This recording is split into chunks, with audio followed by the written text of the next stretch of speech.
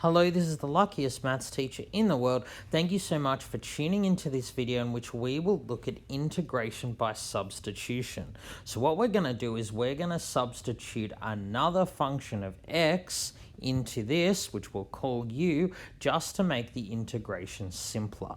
So if I have to integrate something like x squared times the square root of 2 minus x cubed, essentially what we're doing here is using the inverse chain rule, doing the opposite of the chain rule.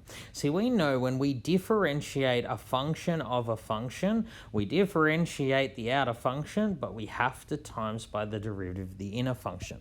What am I going on about here? Well, when we are saying the integral of this, we're saying, so what function can you differentiate to get that?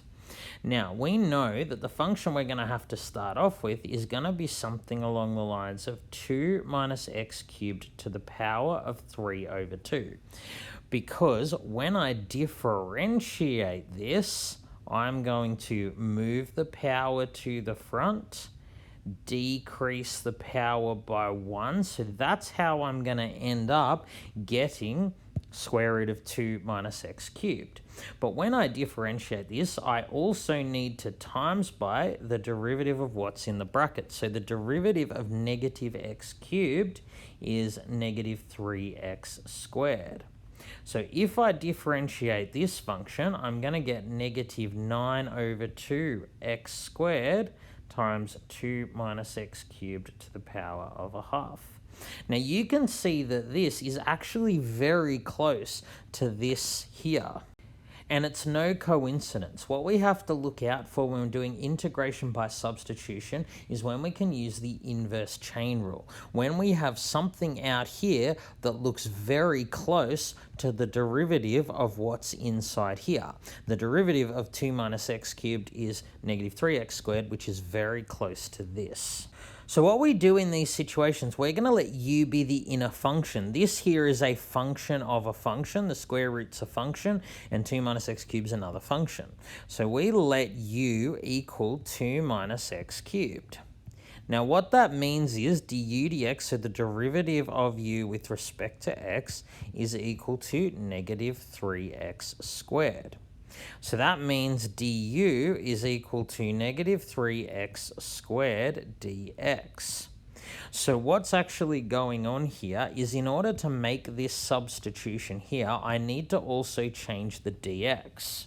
So what I need to do is I need to make this negative 3x squared dx because this and this make du. Of course, you can't just times by negative 3 without changing it. So to compensate, I'll put negative a third out the front. My integral now becomes negative a third integral of the square root of u du, and I need to have the u there if I'm integrating with respect to u. Okay, so what's the integral of u with respect to u?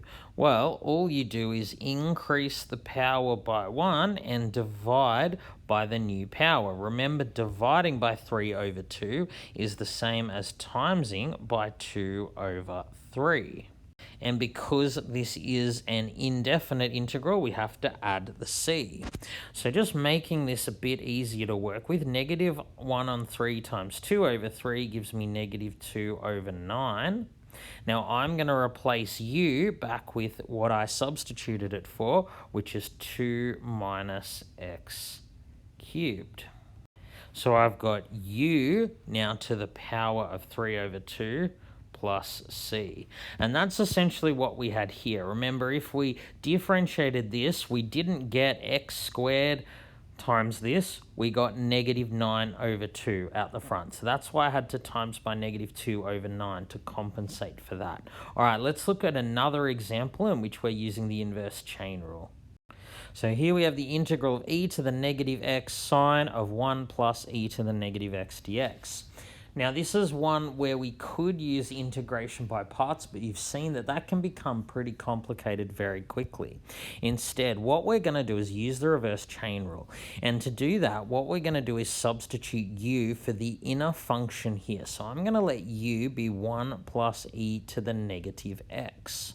So that means that du dx, the derivative of u with respect to x, is minus e to the negative x. That, of course, means du equals minus e to the negative x times dx. And that's important, remember, because I need to not only substitute u here, but I need to change this to a du. So I'm almost there. Du is negative e to the negative x dx. Well, I have my e to the negative x, I just don't have a negative. But of course, I can put a negative in here if I compensate by putting one there. So what I end up getting is negative integral, so sine of u, because that's what I made u. And then negative e to the negative x dx is just du, which we figured out here. This is a really simple integral to do. We know that the integral of negative sine is cos, so it's just going to be cos of u plus a constant. And now I substitute back. U I'm going to put as 1 plus e to the negative x plus c. Once again, I've used the reverse chain rule. All right, let's look now at a trigonometric substitution. So we're going to perform the integral d theta over 1 plus cos theta sine theta. Not an easy integration to perform at all, but it turns out there's a substitution that'll make our life much easier. So if we let x equal tan theta on 2, it's possible to write cos theta and sine theta in terms of x like so, and d theta in terms of dx and x like so.